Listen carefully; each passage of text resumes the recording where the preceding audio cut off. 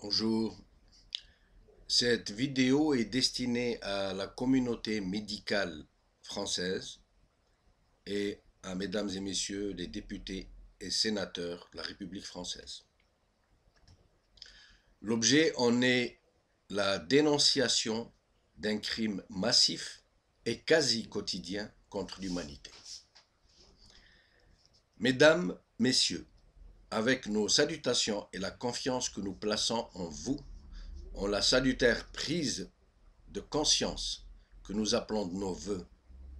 c'est avec une grande colère que nous vous apprenons, nous, signataires de cette lettre, que des dirigeants du régime algérien, anciens ou actuels, viennent régulièrement se faire soigner dans des infrastructures médicales et hospitalières françaises, comme l'hôpital américain de Neuilly, l'hôpital militaire du Val-de-Grâce et autres structures du même genre, aux frais des contribuables algériens et français, alors qu'une prise en charge, récemment, une prise en charge a été refusée à un enfant de 3 ans pour une greffe de moelle osseuse, et ce, à cause d'impayés de l'administration algérienne auprès des institutions de la santé publique française. Aussi, faut-il rappeler l'état plus que lamentable dans lequel se trouvent les hôpitaux algériens, aujourd'hui transformés en mouroirs et qui sont dans un état de décrépitude, de négligence criminelle et de dysfonctionnement qui confine au crime contre l'humanité, puisque le résultat en est une hécatombe quotidienne, si tant est que l'hécatombe peut se compter en milliers de victimes par jour. Le manque d'hygiène criard et récurrent, joint à l'absence de maintenance et d'entretien le plus sommaire dans ces mêmes hôpitaux, sont également la cause d'une très forte mortalité par des infections nosocomiales. Dans des centres de traitement de cancérologie, comme le centre Pierre et Marie Curie d'Alger, où règne l'incurie, l'incompétence et de criminelles négligences, où même les appareils de radiothérapie sont très souvent en panne, des malades atteints de cancer, qui viennent souvent des régions et contrées les plus reculées du pays, et bien que dotés de rendez-vous en bonne et due forme, se voient, au terme d'un voyage long et éprouvant, systématiquement refoulés, sans que l'hôpital ne juge utile de leur fournir la moindre explication sur les raisons qui ont conduit à les chasser, à ne pas leur prodiguer les soins urgents qui sont en droit d'attendre. Vous imaginez leur détresse, une détresse au quotidien. Encore pire, les médicaments d'une absolue nécessité, indispensables aux cancéreux pour les traitements antidouleurs ou pour la chimiothérapie, aujourd'hui en situation de pénurie sporadique, un jour oui, un jour non, sont systématiquement l'objet de pillages et de reventes frauduleuses par les divers personnels de santé, sans qu'aucun contrôle ne soit mis en œuvre afin de mettre fin à ce trafic ignoble,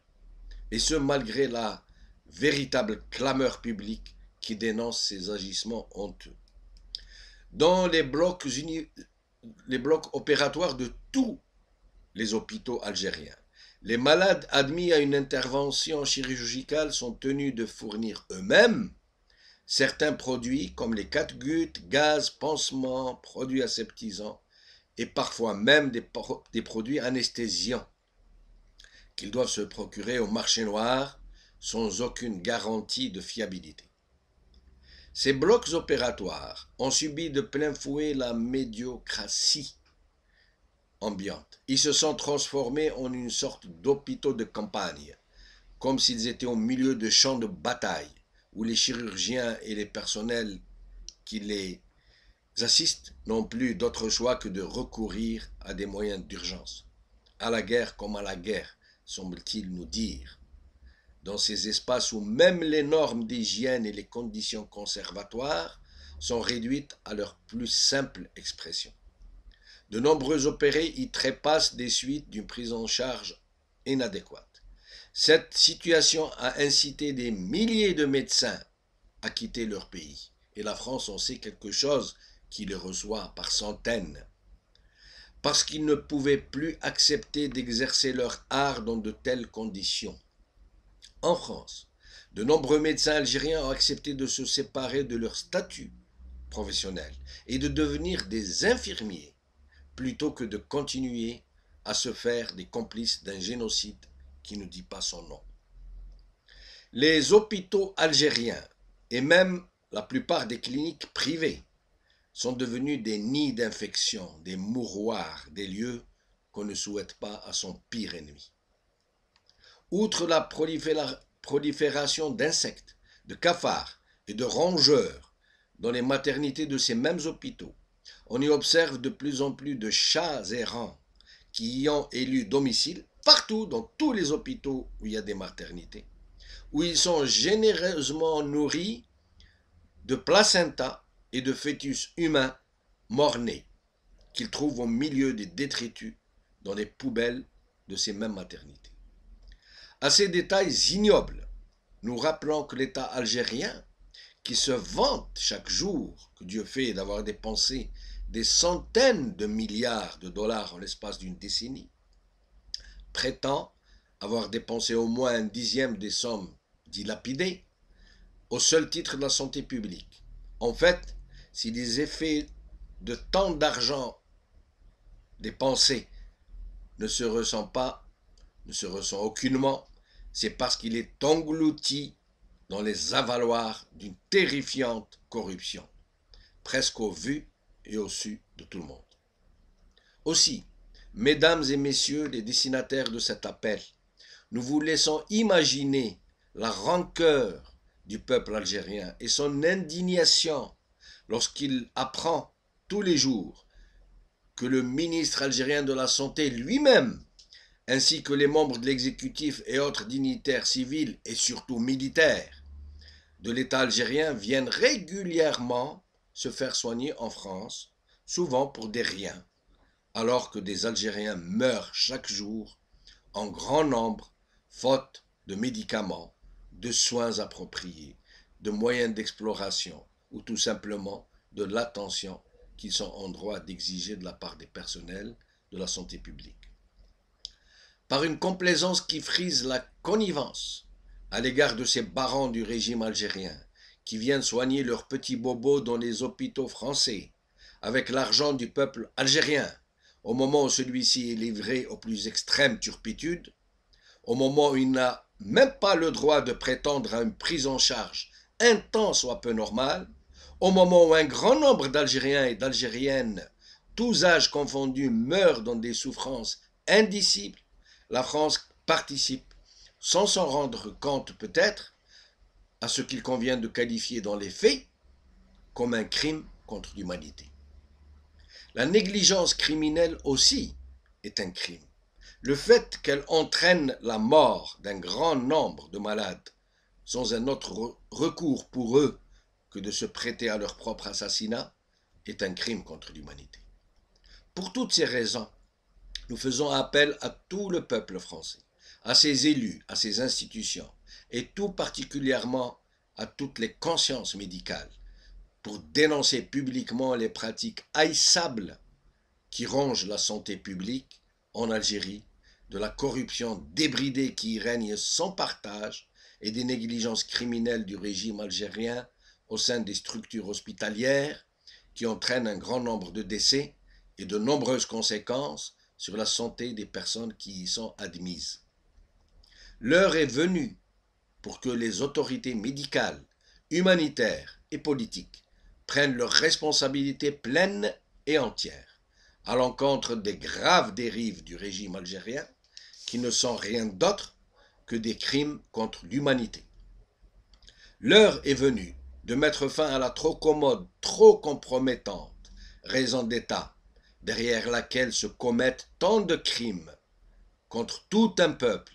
pendant tant de décennies. Nous en appelons aux consciences et particulièrement à la communauté médicale française pour qu'elle adopte à l'endroit de ces barons de ce régime exécrable une attitude franche et sans équivoque, celle qui devra consister à refuser de prendre en charge les barons du régime algérien dans les structures hospitalières françaises. Cela ne s'interprétera pas comme une atteinte à la déontologie médicale, mais sera un geste puissant et salutaire au profit des populations entières livrées à la gabegie et à la négligence criminelle de ces mêmes barons. Comment, en effet, accepter de soigner des tueurs et des pilleurs des ressources de leur peuple qui se chiffrent en milliards de dollars, au moment où de petits enfants meurent faute de soins minima? Comment accepter de soigner des tueurs de masse et une mafiocratie qui a détourné des fortunes colossales, immenses, à un peuple démuni, au moment où des cancéreux en phase terminale sont contraints de se défenestrer pour mettre fin aux horribles douleurs qui les tordent? La communauté médicale française doit se déterminer. Nous l'interpellons aujourd'hui et avec elle toutes les consciences vives de la France pour qu'elle se tienne aux côtés d'un peuple qui est broyé, meurtri, dévasté, littéralement assassiné au quotidien. Le chef de l'État algérien a récemment exprimé son souhait de recevoir des observateurs internationaux pour couvrir les élections législatives qui doivent se tenir en Algérie dans quelques semaines. En vérité, c'est un véritable piège qui est tendu à la communauté internationale pour en faire son complice de facto.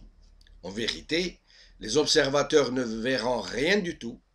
puisque cette fois-ci, la fraude n'aura pas lieu pendant les élections, mais avant. En fait, la fraude a déjà eu lieu, et ceux qui vont participer à ces élections,